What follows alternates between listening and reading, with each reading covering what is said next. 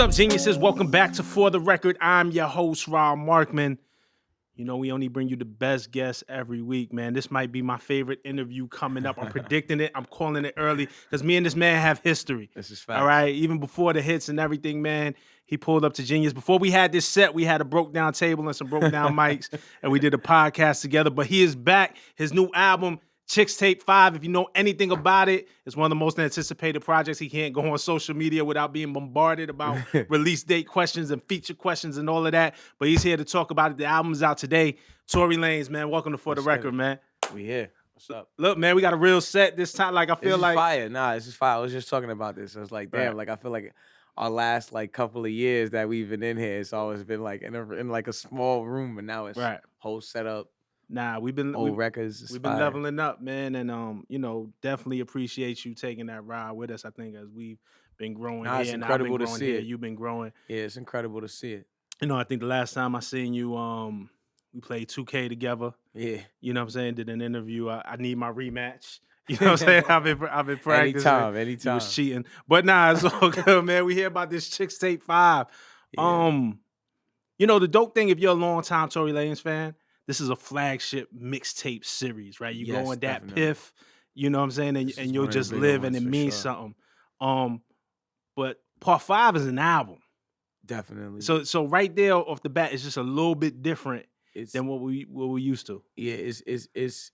I mean, the only reason why I'm calling it an album is because it's the first time that it's finally gonna be on a platform where you can buy it, where you could download it, where you could have it on Apple Music, on Spotify, on Tidal, wherever you get it from, you know, on Amazon, you can have it everywhere. And, you know, the other mixtapes were never cleared because of the samples, things of that nature. And so, like, it's always been, man, I wish I could get this on my phone, but I got to go to YouTube to listen to it, or I got to go to SoundCloud or whatever it is. And so this is the first time. But as far as the creative aspect of how I did it, it's the same formula. So you tap back in. Yeah. So let's talk about, for the uninitiated. Longtime fans already know what Chixtape was. Chixtape was very one, it told a story, and we'll get into that a little bit. But it was also very sample heavy, relied on your influences. Definitely.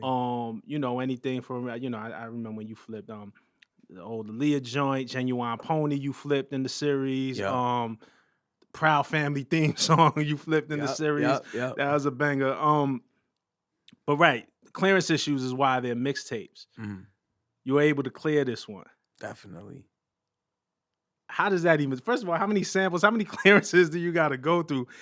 And do you still have publishing on this joint when it's all said and done? It was a lot. I think it was like 30 or 40 something. Right. 30 or 40 something sample clearances, because, you know, all of the artists who were on it, you had to think about some of these people, you know, had people who wrote the songs originally, then you had to clear the writers of the records, the producers, then you had to clear it with, you know, the main label and like and the publisher. And it's like, it's 1,000 people, you know, there's 16 different features on the project, all legendary and all doing their biggest songs. Right. So you can imagine just the paperwork on that. Luckily. Absolutely. Like, you know, you talk about, I think people don't understand the complexities of this, but a joint like Foolish that's on this project featuring Ashanti, which samples her original song Foolish, which sampled Biggie One More Chance. Yep. Like, so there's levels and there's layers to just even the clearance of even making something like this a reality on this level. Of course. Like, you got to think about it. For me, even with all the artists that are on the project, like, I never thought these people would want to, you know, go back on their best songs, resampled and inspired by Tory Lanez, not songs that I came up on. Like, imagine anybody that's listening or seeing this interview, imagine all the songs that you came up on, and you're an artist, and one day you get a chance to remix every single one of your favorite songs with the person doing new lyrics, mentioning your name in the lyrics, certain things. You know what I'm saying? It's different. You're more of a peer now, rather, because I feel like Chixtape started as you, first of all, making a name for yourself, being a fan, showing the world these are my influences. But I think you're out where artists have to look at you as a peer. Like, also, it's like, yo, Tory Lanez got hot records. Like, I want to be on the Tory Lanez record. Like, definitely. I think at this point, as far as consistency goes and quality, I feel like I've shown I've shown enough. I've shown that, how many people have been, hot and then got cold Right. since I've been out. Many people. Right. And so the fact that I feel like I'm still standing, I'm still here, I still keep coming back every year with something new that's anticipated. That thing, I feel like with my peers, they gotta kind of understand it. And it's like at this point, just pay the respects. Do you ever feel counted out?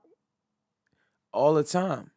But that's why I go so hard. And that's what kind of like people be like, yo, bro, like you're killing it right now. And I'm like, nah, I'm not respected how I want to be respected Right. yet. And until that, I'm not gonna stop. Right. You know? I kind of feel like, again, that like you have a fan base that's super tapped in and in tune to what you're doing. And, Irv Gotti got one of my favorite quotes ever in music. And he said, this the do it again business. You know what I'm saying? So it's like, okay, do it again. You had say it and people was like, all right, but he can't do it again. Exactly. Love, no, you absolutely do right. it again. Talk to me. It's like did we it again. Talk like, about how many times niggas and did it. It's like you gotta think about just records after records in a short span. I've been there. I mean, at least signed since I've been signed to a major label. Before the major label, I was here since 2011. Right. Starting in 2011. It's 8 years. Going on 9 years right now. You gotta think of just for me, from Say It to Love to Liddy Again to Pa Me to fucking Kika to fucking Shooters to B.I.D. to Talk to Me to all these records I did with other artists on their records, all the hooks that you've heard. You know what I'm saying? Right. Like you gotta think about all the hooks. Just take yourself away from Tory for a second and just think about all the hooks that I've done. Yeah. You know what I'm saying? Exactly. Like, so it's like for me, I'm like 20 something plaques in, Right. and I still don't feel. So you still don't feel like you Not got at all. All my albums that I've ever have a plaque. Either they went gold or whatever, they have a plaque. Right. So it's like I'm not in a position where it's like, yo, things didn't go right or like things are going great. It's just that your hunger But is my that hunger much is more. for diamond plaques. Right. My hunger is for, things that are just unheard of. I ain't gonna lie, like you're super competitive, so I could see you setting those goals high on yourself. Like Definitely. You gotta be annoying to compete with. Again, I laugh just talking about 2K, playing 2K with you. You mad annoying to play against. That's so how I you can't gotta imagine be. I'm the same type making of music. Exactly. I'm the same type of energy. Like when niggas count me out and when they think like, yo, okay, he's done that. No, I'm not. I got many more. Like right now, I'm sitting on like 9, 10 bangers that have nothing to do with the Chixtape. And like when the Chixtape is over, I will have bangers, nigga. Like, you know what I'm saying? Like regardless, like I don't stop. Like so, like God forbid, even if I was to die, like I have so much music. Like God forbid, but I could be having albums for like the next 7 years if I wanted to. That's wild. You know what I'm saying? You still want that rap smoke? I feel like there was a time you was heavy. I know Chixtape is all R&B on this album. It's heavy kind of R&B. I don't go looking for smoke. I just no, but you want to be respected. The respect. I want to be. That's all it is. I just want to be respected for my talents. That's it. And I want to be placed where my talents deserve to be placed. You know what I'm saying? One thing you don't like is when lyrically someone's telling you that this other person is like this, and you're like, that's not even half of what I do. So if you think that this person is this, then I should be deemed that same kind of glory. That was fun to watch. As a rap fan, like seeing you and Joyner go at it, seeing you and Don go at it, because it felt like y'all wasn't holding back on the records. Y'all was saying everything that enemies would say against each other, but we didn't, at the same time, in real life, we knew this was like just sport, cool. So it wasn't like that, and that's what I made it about. And I think some people who didn't understand it took it as like, yo, he's just coming for everybody, and it really wasn't that. It was just like, yo, this is a sport, bro, and like, if you stand for the sport, you should be able to do this. That was dope. That's it. I want to get back to Chixtape. When did it start with TPain? You and TPain got a collaboration, Jerry Sprunger, which is based off of his big hit, I'm Sprung. TPain, I feel like TPain is one of those artists who birthed so much. I look at the music industry and just music and the culture in general as you could put before TPain and after TPain, and music sounded way different. Of course. Before TPain, after TPain, I feel like he shifted the sound of music. 100%. I definitely feel that. So I think it was exciting. I remember the IG videos, the social videos of you just pulling up on them, like with just the beat and maybe like half the song, and we knew that you was gonna sample "I'm Sprung" and kind of getting his reaction Yeah. to the point that he's actually on the record now. Yeah, exactly. That was the first one that got me in the gate.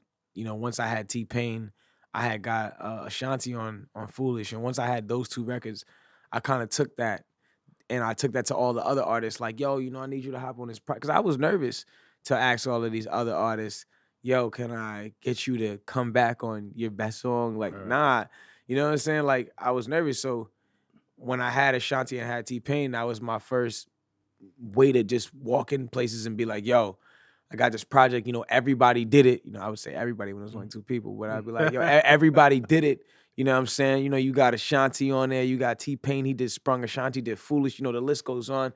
But you gotta, the what I'm list saying? goes on. The list there was no list, you know what I'm saying? But it did end up working, and the more I did it, the more the list got bigger and bigger and bigger. And so eventually we were looking at it, we had 16 different artists on 16 classics. That's crazy. And you had to think about how I felt like looking at that list, like, damn, like this is real. And that's why I think if you're a Tory fan, what separates this from the rest of the Chixtapes, like, okay, not just the samples and the clearances and that you have it on all DSPs, we didn't have these features on it, and these features aren't to have them just to have them. Definitely.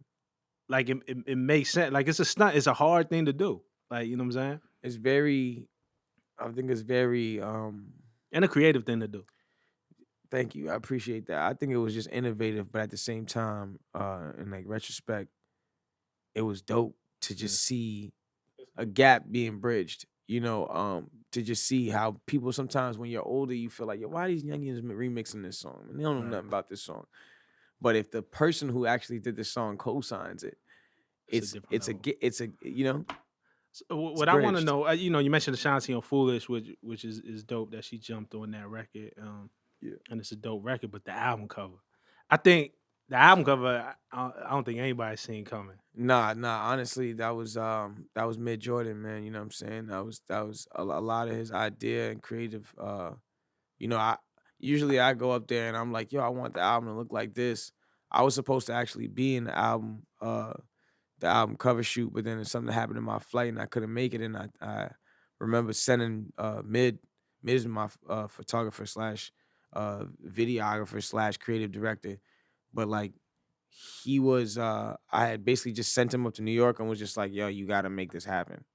But you had the idea of having Ashanti on the album cover? Of course. Idea the Ashanti thing basically came from me saying like, well, basically Mid shot the last cover too. And so when me and Mid came together, we were like, we gotta do something that's special for this project, having the one girl. Well, maybe we should, and I was like, well, maybe we should bring someone from the tape. But being that there was only two females, and I had a relationship, friend-wise with Ashanti. Yeah, like how you cleaned that up real quick. You know what I'm saying? Yeah, we could have went real viral. Yeah, but because I had that relationship with Ashanti, I think it helped. It helped, and when I just asked her, like, yo, I would like you to do this, and this is what I'm trying to do. I'm trying to get done, and you look exactly the same. You know what I'm saying? Yeah. Not like you don't look, you haven't missed a beat. Like, you know what I'm saying? And like you look exactly the same. And I think that you're gonna capture the essence of what this needs to look like and how it needs to feel. Right. And I knew that with Mid directing it, Ashanti being her, and the vision brought between all three of us, it was gonna be. Yeah, it was dope, man. Y'all pulled that up down to the sidekick that she had and everything. It just felt like that. I call this tape like this the 106 in Park era to me. You know what I'm saying? If I had to put it's 2000. All the samples are sampled from 2000 to 2005. Right. You feel me? So everything is in that tier. Like, like all the hit records, all of the vibes, all the feelings that you felt. Right. They're captured right here. Who was the hardest one to get? So T-Pain, you got Ashanti locked down, and then you're like, okay, I could use this and get. Who's the hardest? It wasn't that one? Anybody was the hardest. Some people it just didn't seem likely. Like, I think Lil Wayne and Lloyd coming together to hop back on You was just like, this is unlikely. This is probably not gonna happen. And Wayne sent his verse right at the end. Wow. Randomly just sent it. Mac, shout out to Mac Main. You know, I hit Mac and I was like, Mac, can you please play this for Wayne? Like, you know what I'm saying? Like, and he's like, yeah, you know, Wayne fuck with you. Bet. You know, me and Wayne did the Talk to Me remix together.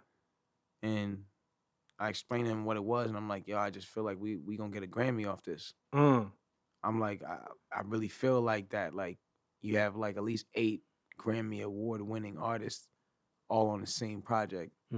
And they probably never all been on the same project, even in their time of dropping albums. Right.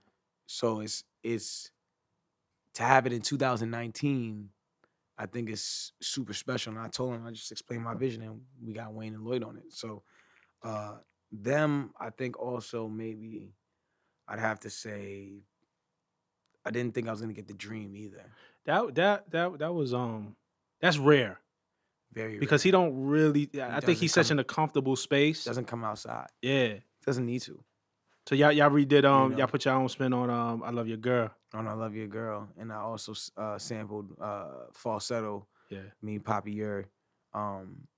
Pretty much was crazy. It was just like I'm like, this guy writes for Beyonce. He writes songs that are big and place, and we don't even realize that Dream's writing these records, you know, and he's placing huge records, and also like he wrote Single Ladies and Umbrella for Rihanna. What are your questions? He is like, bro.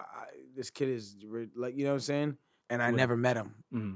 I sent him this long ass DM. DM was so fucking long about how I just like, you know, how I, you know, got a lot of my style singing wise from him and his music. And he didn't respond to the DM. And luckily the engineer that I was tracking with the whole time, because I tracked a lot of it with this dude named Johan, but then I tracked a lot of it with this dude named Mike. And Mike somehow just knew this guy and was just like, oh, I know you want a Dream. I'll call him up right now. And then he called somebody and he was like, yeah, Dream said he's going to do it. And I was like, listen. You ain't believe it. I was like, all right, yeah, whatever. 4 days later, it came in. That's crazy. Yeah. Shout out to the engineer, man. Shout out to Mike, the engineer. Yeah, shout out to Mike, man. You threw Trey Songz under the bus, man.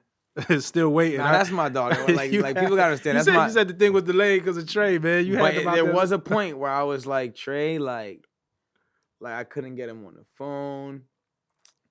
It wasn't like he was ducking me either. Trey just really actually be busy. Right. So it's like I was just like, bro, like, you know, like I really need. He was the last like feature that I had started working on and stuff, and I knew he had already did his verse, but something was like, you know, I think it was the structure of the song. I had like 48 bars. Like the way the song really was, like you see how there's 2 verses. Originally, 1 verse of that song was like tracked first, and the second verse was tracked somewhere, and I lost the fucking files for the second verse. Oh wow. So like the whole time it was just this long 48 bar verse. Mm-hmm. And Trey was like, bro, like, how do you want me to go on the song? And it's like, you know what I'm saying? So I had to split it up and turn it into an actual song.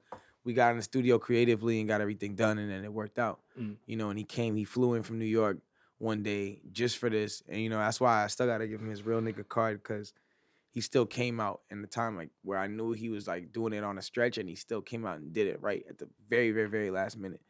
So that's dope. Yeah. That's heavy respect, man. I want to get into the storyline a little bit, because again, and this is for the day one Tory fans, you know, the Chixtape has it's like a soap opera. It is a big soap opera for real. Like the Chixtape 2, it all stems around me and this girl named Jalissa.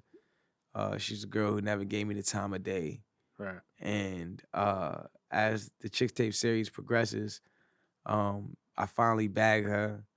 You know, she busts the windows out my car.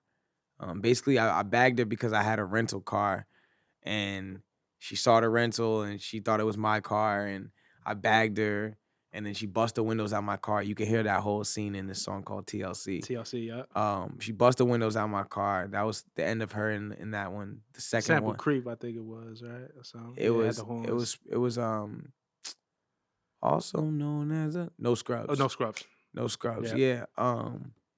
And then the next Chixtape, basically I was fucking with Jalissa's friend Keisha. Keisha. You know, then the Her next best friend. Like, yeah, it was like don't undersell it. Yeah, like you know, it was like it was a best friend, whatever.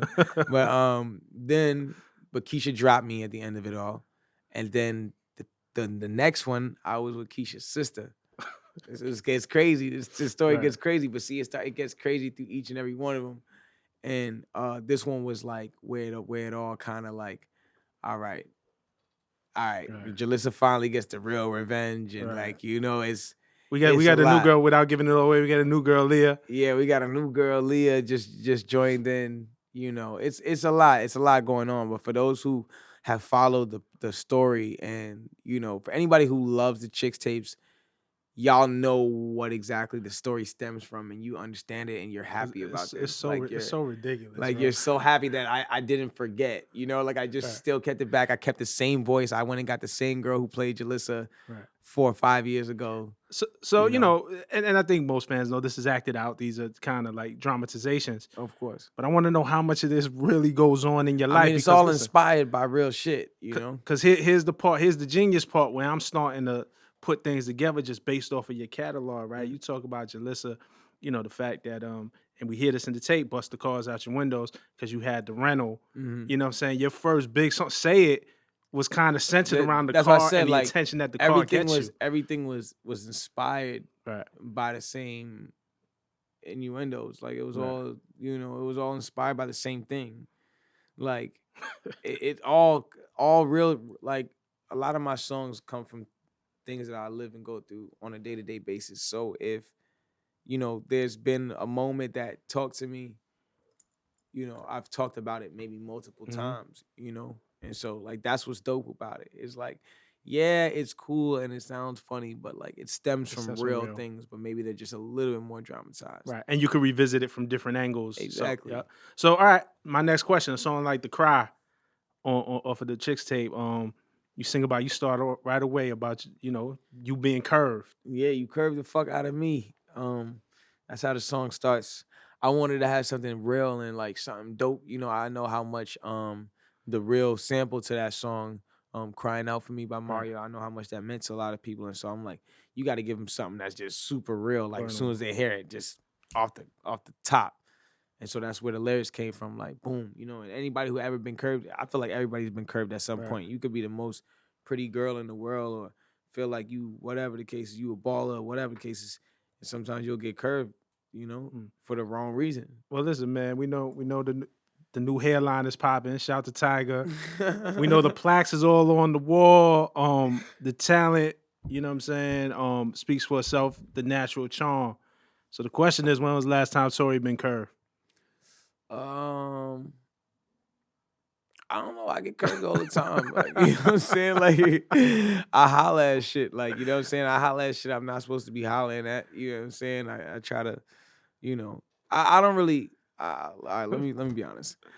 I don't really actually think that I've been curved in like the way like, you know, you get curved. Like, you know, when a curve is like, I'm good, love, enjoy. Like, that's a curve. Like, I haven't had one of those in like years. But like, I'll get the everyday, well, I shouldn't say every day, but I'll get the like, you know, the every now and then the girl that's just like, thinks that she has to. She entertains it. She has to feel like she has to make a statement. Because they feel like, a lot of times girls feel like, yo, you just think that you can get everything because you're XYZ, when in all reality, I felt like that before I was ever this way. I just have confidence in myself. You know what I'm saying? But because they feel like that, they're like, nah, you know, I'm not fucking with you. So or you gotta do this and that and third, or it's a dub, or she gotta throw something out the strike zone. That's how it is. To start, just so you don't feel. That's how it is. You know what I'm saying? You still ain't really answered the question of the last time you got I don't know. curved, I can't. That's what I'm saying. Tell. I can't really say it's like, curved is like maybe like right. Maybe like I definitely got curved all throughout. Like, say it, yeah, I was getting curved like left and right because I was hollering that shit I wasn't supposed to be hollering at. Like, you was punching above your weight. I was definitely punching above my weight. You know what I'm saying? Like, and I swing for the I swing for the whole brush. That you could say, what's the God, the furthest you went and just, nah, I'm good, love, enjoy. I don't know. I've been in some DMs out there that's just like, yo, you're bugging. Like, yo, you're wilding out. There's no way you're bagging that. She's married with children now. You know what I'm saying? Like, I was gonna blurt out a name, but So I don't want to good. get us shut down over So here. good, man. That's crazy. All right, yo, I'm gonna have a little bit of fun, man. Since we kind of talking about this 2000s era, right? Just got some questions for you, based around this era that we all love. Debates, I think that we all have, either on Twitter, the barbershop, or whatever. For sure. Usher Confessions or 8701? I ain't gonna lie, 8701 might actually be kind of crazy. That had It was a dope album. Nah, cause I feel like there was one in the middle that had like You Don't Have to Call, and You Remind Me of That a was You Don't Girl. Have to Call. That was 8701. That all was 8701? Yeah, 8701 had You Remind Me. You Got It Bad. Let me see. Hold on. You Don't Have to Call. He had joints on 8701. This one actually was very serious because that's the thing. Like, he had the 3 joints that I see. Honestly, I gave You Got It Bad to Confessions in my head for some reason. Right. And see, I don't know now, dog. Confessions had Confessions had Burn. the joints. Had Burn. It had Confessions Part 2. It had the one with Jadakiss. It had Superstar. It had joints. Bad Girl. Like, it's funny. I gotta give it to Confessions. Confessions just had it. We just want to have a little bit of fun on the. You put this on Twitter anytime you just want to spark some shit on Twitter. You just start a Usher Confessions 8701 debate. Everybody go crazy. On some 106 and Park shit. Terrence and Roxy, AJ and Free. or AJ and Free. AJ and Free. Free just so vibrant. So, you know what I'm saying? That sounds like something else. So shout out to Free. Shout out to Free. Roxy looked good too, but you know what? I think Free and AJ, I think they just had this home feeling to them. And like Terrence and Roxy did too after a while because you got used to seeing their face, but I think the times was different.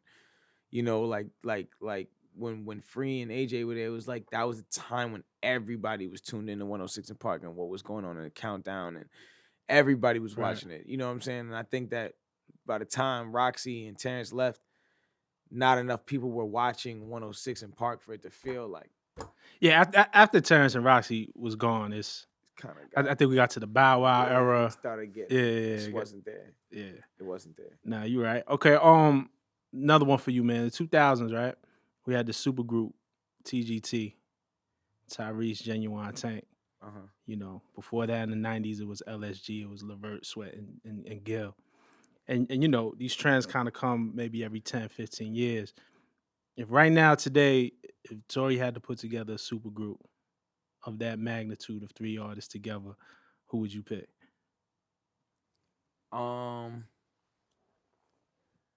That I think would sound dope together. And you could totally put yourself in the group. I was already putting myself in the group. But I'll give myself like me, Chris, Quee. Me, Chris, and Jaquise. I think that'd be a dope. That's kind of crazy. That'd be a dope project. You know, the kings of R&B. Y'all can just battle it out. I don't give a fuck about that shit, my nigga. Right. Nah, I definitely think that'd be a dope trio. Yeah, I check that out. Yeah, me, Queen, and Chris. That'd be dope. That's dope. You went on tour this year too with Chris. Yeah. Actually, so I feel like the chemistry, he's on the Chixtape as well. Mm-hmm. So the chemistry there, I felt like that probably just happened supernatural. Definitely. Yeah. Definitely. It was that nigga is like mad cool, bro. Like, you know what I'm saying? Like it's not so many tours you go on that you just like you feel like niggas is family. Like that nigga will pull up to my after parties. Like he look at himself like how I look at myself, bro. I don't do too much in my head. Like, you know what I'm saying? I go with the flow and I'm down to earth, you know what I'm saying? Mm-hmm. Like I you know, at the end of the day, we all shit the same. Right. Like we all wake up in the morning and put our pants on one leg at a time. Like, and he's just a walking representation of that. And I think a lot of the times, I think there's a misunderstood or misconcepted view on Chris, or the type of person he is. And he's such a warm-hearted person. Like, I learned a lot from him, and I'm just happy that I went on tour with him because I seen how hard and how much effort he puts into his work and just how creative of an individual he is. You know what I'm saying? And just a good dude, bro. Like, you know what I'm saying? I Right. was about to get into a fight. One of the security guards, my name Nick, came out, held me back. You know what I'm saying? Like, really genuinely cared about, like, you know what I'm saying? Like real talk. Like, I was beefing with this one security guard the whole tour, my nigga. And just one day I was just like, yo, I'm just kids catching it. I don't give a fuck, security or not. That's wild. And then Chris came out, stopped me, and was just like, yo, fam, you're fired. Just fired the nigga, like, you feel me? Like, he's just it's an ill nigga, like, you feel me? It wasn't like his main security guy. It was somebody who was working for the tour. But listen, man, we don't hear too many stories with, I ain't gonna lie, with Chris is the voice of reason.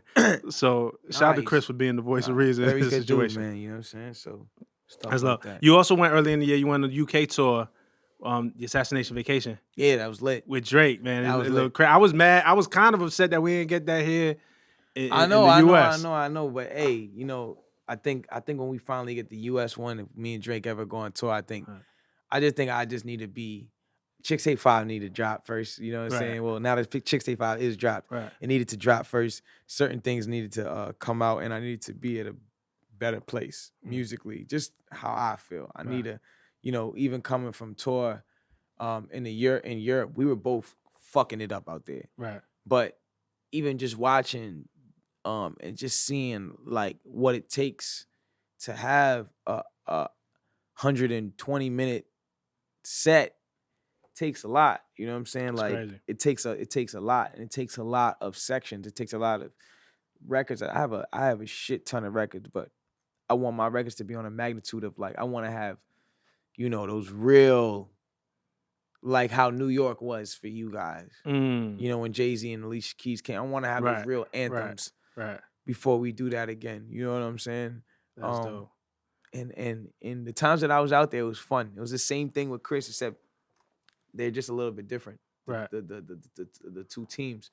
You know, Chris and them, it's like both niggas is getting a lot of money. Chris and them, of course. You know what I'm saying? Chris and them, they're more like hood niggas with they shit like how I am. Like, but we all understand and like, okay, as much as like we come from wherever we come from, you know, there's a job to be done here. And everyone kind of still gets, so we party like ratchetly. Right. Like, you know, I just mean by the way we move, but still focused. Stuff, you feel me? Right. Everyone's always focused. Drake and them, they're a little bit more mafioso, but they still do shit in like this dope ass way. Well, they move super tight. You know, the one thing you could say about Drake, you can say many things about Drake, but it's been the same people around him his whole career. Definitely. So and this ain't his first rodeo. So they I think when they get on the road, they know what they gotta do. Nah, 100%. They do what they do, but they also have fun, and you know, I think that's just dope, dog. Like those niggas is dope. I gotta give it to them. What's up with that record? You know, the world is waiting on you know, once we seen that you guys are going on tour, and the energy between you guys is really great. Everybody, you know, just waiting for that record, man. You think we ever get that Tory Drake record? It's gonna come when it comes. We recorded before. Right. We went out to Jamaica one time. We recorded. But it's gonna come when it come. You know what I'm saying? Yeah. So finally, I wanted to ask you too about your label, Umbrella. For sure. Melii is an artist that again, just being from New York, of course, being tapped in, I was always a fan of, man. And we reached out to her early. We had her on Genius early. We did a lot of work together. Thank y'all, by the way. We appreciate that. Nah, it's all good. You know, when it's talent, you can't, you know, the talent speaks for itself. Super talented. What made that make sense for you? Because she was already established. She was building with Meek, and she was with the Chasers for a little bit. She had built, if you're from New York, at least, you've seen that she built it on her own first. So we kind of noticed her before, got with the Chasers a little bit, and all of a sudden it shifted, and she was with Umbrella, and she was with you. What brought that on? What made you put that together? I mean, what I think the world doesn't realize is I was working with her far before that whole 3 months or whatever that was. Yeah. But you know, I think that when everything was going on, we had established just a certain kind of vision that she had for her project and for the things that she had, you know, going on. And I think that behind the scenes, there was just other things going on. And I think that there's this misconception of, you know, me, like, or her even doing something behind anybody back or making like a wrong decision. I think between everybody that was there, everything was pretty much clear what was really going on.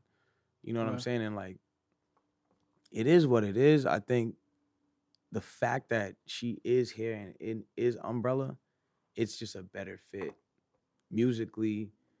You know, she does a lot of the same things I do. She can rap, sing, she does Spanish. Right. She's all over the place creatively, just like how I am. And I felt like just by the things that we've always talked about previously, and previous to any other situation beforehand, we just always had the same vision on how we seen it happening and how it was supposed to happen for her. Mm. And you know, when certain things happen behind the scene, which remain behind the scenes, you know, she felt like the decision was right to go where it felt it was right, For her. you know, and she's been doing her thing, and it's like we got a lot of fire shit done. Like, you know what I'm saying? And like that's why I'm so ready to start 2020 right now. She on tour with Summer Walker. Yeah. It's the biggest R&B tour going on right now. It's the perfect place. She's direct support. She's not going up before nobody. Like, you know what I'm saying? It's a full house. There's yeah, people it's in full the house. place. It's just Melii and Summer. Yeah. Like, you feel me? And like, I just feel like team wise, this was just it was a great place for her, and it's a great fit. And you know, we love her over here. We think she's one of the most talented females. Her, Mariah, being the only two females in Umbrella, you know, that's who I champion when it comes down to female artists right now. If I want some rap shit and I want some singing shit, I can go to Melii. If I want some like out of this world, like different melodic shit that's not like just R&B, that's all kind of different sound, I go to Mariah the Scientist. Mariah the Scientist. I follow her, man. I've been following her for a little while. Yeah, she's super dope, man. And just everything that's even happened for her. Like, she's about to play Coachella. Right. Like how you even playing that this Right. early? And you know what I'm saying? Like, she just came out, and I think just when things like that are just organic, you know, it's special. You know, directors of movies are calling me about her, like, yo, I need her music in the soundtracks and stuff. And it's like, these are big directors, like some of the hottest directors, and certain things like that. It's just showing me like, wow, like a different type of music from each and every artist on the Umbrella. There's something different to offer. Well, that was the vision for the label from the beginning anyway. And these weren't necessarily artists that you started with. Exactly. So it's funny how that works. And I never signed no homeboys or no homegirls. Like, you know, Melii wasn't with us or isn't with us because she's a homegirl. No, she's with us because she fits. Right. You know, we believe in her, and we're gonna take it. Even if it goes up, if it goes down, we're gonna be there. Right. Mariah, the same thing. She's here because she fits. Mansa, same thing. Davo, Poppy, they're here because they fit, and that's why, you know, I'm happy to see everybody flourish. And when it all comes to full, you know, fruition, that's when the world's gonna be like, damn, you really had this planned out the whole time. That's dope. Finally, the energy between you and Meek, man. What's the energy between you and Meek? That's my dog. Y'all good? I never had an issue with Meek. I just want to make because we got Liddy again for like classics between y'all. So I just want to make sure that don't stop. Like, that's what I'm saying. Like, I don't know what the world try to make this thing like, you know what I'm saying? Like, it was never one of those things, you know? So like, for me, like, regardless, and we got on the phone and spoke about what we spoke about. And once we spoke, it was done. You know what I'm saying? Like, it was never a thing like that. I think the world be thinking more into it than it is, you know. And if there was a problem, or if there is a problem, it's not something that I know about.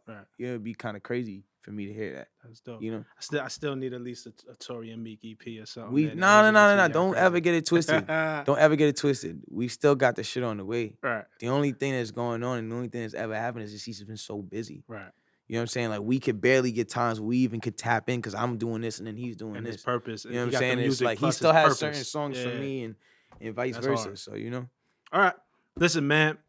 Before I end every episode, man, we close everybody out, man. I ask every artist if they could rap an acapella verse. I like to have this fan moment. Not one of your verses. Something that you was a fan of coming up, man. So there's like two in my head. I'm like, okay, how did that verse start again? Okay, how about this one? Howdy do, motherfuckers. It's Weezy Baby. Niggas bitching and I gotta tote the cannon. Listen close, I got duct tape and rope. I'll leave you missing like the fucking old Bannons. One hand on my money, One hand on my buddy. That's the AK-47. Make his neighborhood love me. Bullets like birds. You can hear them bitches humming. Don't let that bird shit. He got a weak stomach. Niggas know I'm sick. I don't spit, I vomit. Got it? One egg short of the omelet. Simon says, shoot a nigga in his thigh and legs and tell him catch up like mayonnaise. I'm the sickest nigga doing it. Bet that baby. These other niggas dope. I'm wet crack baby. Yes. Get back. Boy, this is setback. Clumsy ass nigga slip and fall into a death trap. Them boys pussy. Born without a backbone. But if you strap, we could trade like Lethal Jones. Light him up. I hope he got his towel on. I aim at your moon and get my howl on. Some niggas cry wolf. I'm on that dry kush. But when it come to this paper, I stack bucks. You heard what I said? I can put you on your feet or put some money on your head. Life is not cheap. You're better off dead if you can't pay the fee. Shout out my nigga Fee. See, every nigga at the door don't get a key. Outside looking in. Now tell me what you see. This is about money. This is bigger than me. I told my homie, don't kill him. Bring the nigga to me. Listen, don't miss. You're fucking with the hitman. Kidnap a nigga and make him feel like a kid again. Wow, that shit crazy. Yo, you had me dog. You gotta really take in that verse listen, how serious that verse really was. First of all, it was a dramatic dedication 2 bars. Exactly. Classic Wayne mixtape. Classic. Chixtape. Classic Tory mixtape. That's now an album. To the same full time. circle. Yeah. That speaks to the same time. That's my favorite verse of Wayne's, and that's also my favorite verse of that era. You spit that shit like you wrote it. I ain't gonna lie. I don't even know Wayne remember that verse. Because that's what I'm saying. Like you gotta really take in the verse. Like when somebody really slow it down, you like, damn, I remember that verse. My favorite line that had him missing like the fucking old banners was such a hard line. That shit was crazy. Because that was the two brothers in the two NBA, brothers at UCLA. They was crazy in college. Did they ever find them? They them? got to the league. No, they're around, but they just didn't make the impact once they got to the NBA. I heard something happened. Like one of them got kidnapped. Got kidnapped? Shit. Some wild shit. If I'm not mistaken, like one of them disappeared or some shit. That's crazy. I don't know if I'm bugging. Am I bugging? Charles and Ed O'Bannon. We're gonna look it up though. We're gonna look that up. But listen, something like that. Yeah, Tory. You know, every time we do this, man, it's always fun. It's always a pleasure. You're welcome anytime. Man. I'm glad that we get to do this. Y'all gotta have me come back here and do framework. Let's go. You know I direct and edit all my videos. Yo, you be watching. The funny thing is we gotta come in here. We don't even do framework like that anymore. Word. But we're gonna talk about it. We're gonna figure it out. I just broke my whole heart. We're gonna figure it out. We're gonna talk. I'm gonna get a special episode. We might bring it back. Yeah, that's what I'm saying. All love, man. All Genius, y'all know what it is, man. It's the Lone Stone Playboy Tory Lanez, man. All right. And thank y'all for watching. Check us out next week on For The Record. Check out that Chixtape 5. Let me know what your favorite joint is, your favorite sample, your favorite collaborations. Y'all know I'll be in the comments with you, man. So we just gonna talk like fans.